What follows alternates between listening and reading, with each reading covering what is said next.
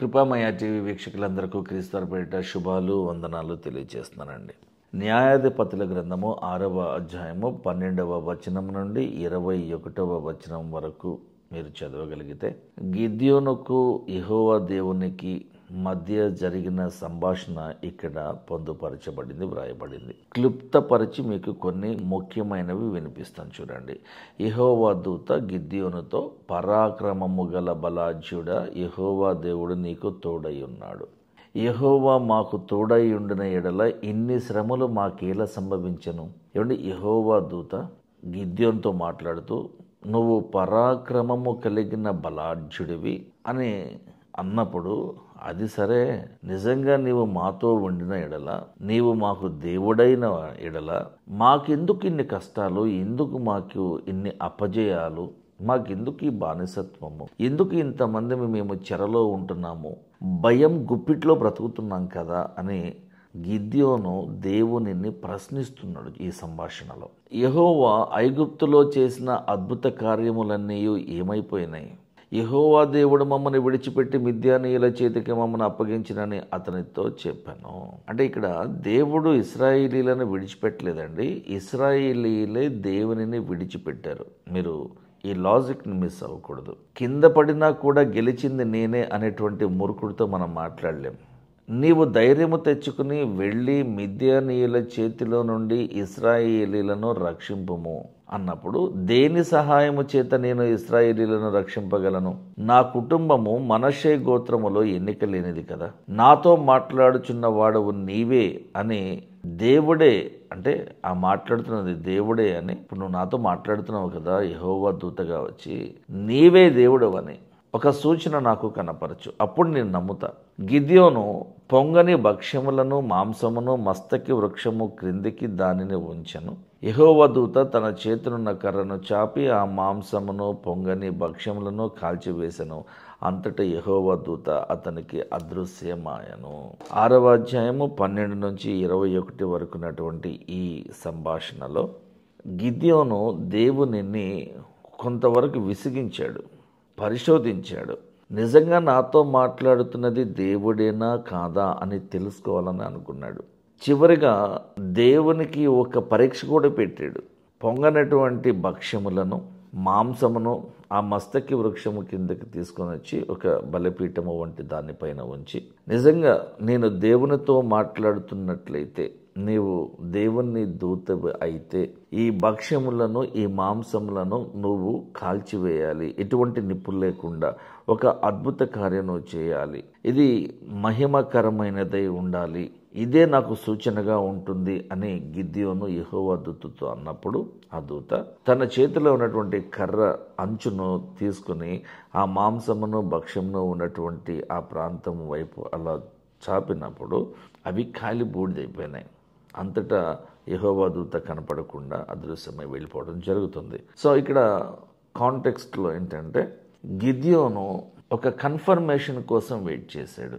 నాతో మాట్లాడుతున్నది దేవుడే అనే ఇన్ఫర్మేషన్ అటువైపు నుంచి ఉన్నా కూడా, ఇది దేవుని యొక్క మార్గమే, దేవుడే నన్ను ఆహ్వానిస్తున్నాడు, దేవుడే నన్ను పంపిస్తున్నాడు, మిద్యానీయుల చేతిలో నుండి ఇశ్రాయేలీలను చెరపట్టబడిన వారినందరినీ కూడా విడిపించి వారందరినీ కూడా బయటికి నడిపించే బాధ్యత దేవుడే నాకు ఇస్తున్నాడు అనేటువంటి ఆ కన్ఫర్మేషన్ కోసము ఇదంతా జరిగింది. కానీ దేవునిని మనము అవమానించకూడదు, అనుమానించకూడదు, ఆయన శక్తిని తక్కువగా మనము చేసి చూడకూడదు, పొరపాటున కూడా మనము ఆయనని విసిగించకూడదు. కావాలంటే నిరీక్షణ కలిగి ఉండు, వెయిట్ చేయి, తప్పులేదు.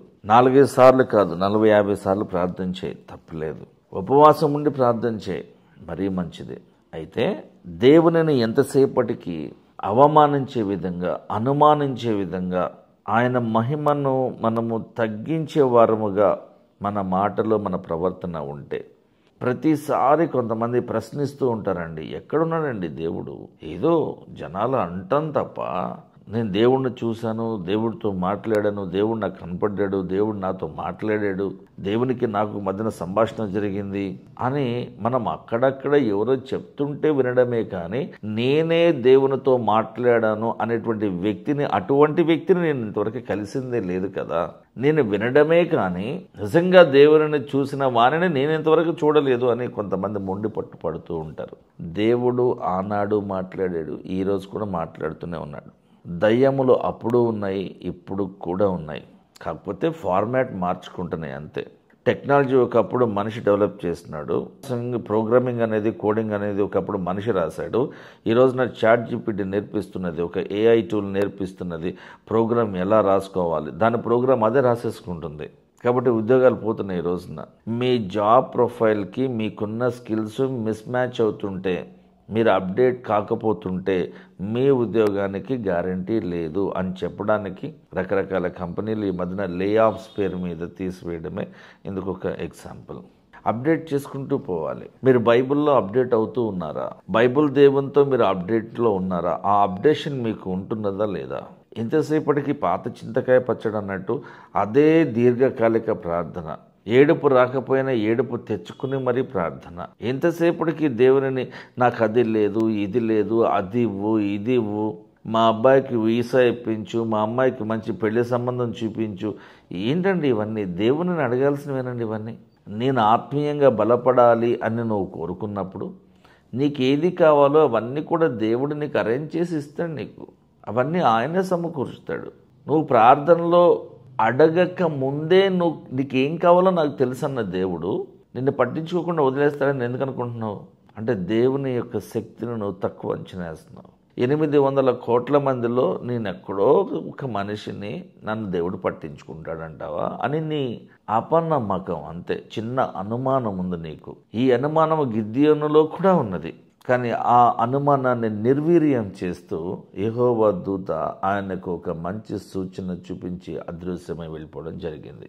దేవునిని ఎక్కువగా మనం విసిగించకూడదు, ఆయనను ఎక్కువగా మనం ప్రశ్నించకూడదు.